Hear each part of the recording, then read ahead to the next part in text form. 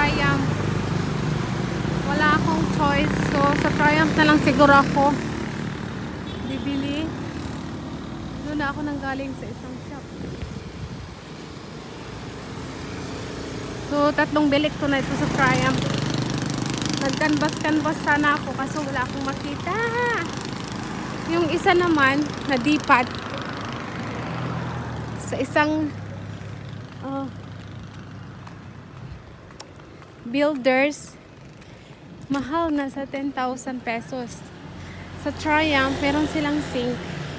With yari na, with lababo, with lagyan na ng mga pinggan. Yung yari na sit up na ba talaga lahat?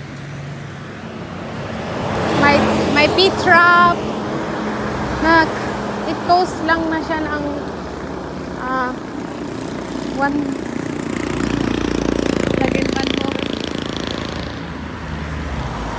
cost lang siya ng mga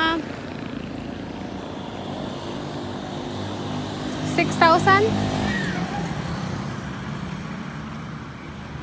Ano yun?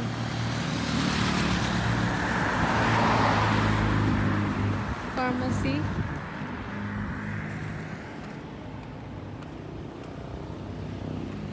So, bibili ako ng isang bowl para sa toilet. At saka one set na pang sink. Kasi pag nagpagawa ako, mas mahal.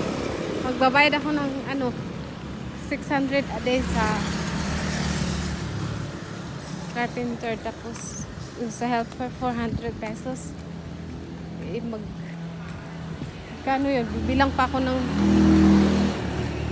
siguro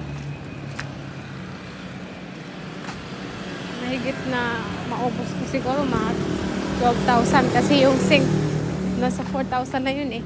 Tapos pag na-install mo pa panibagong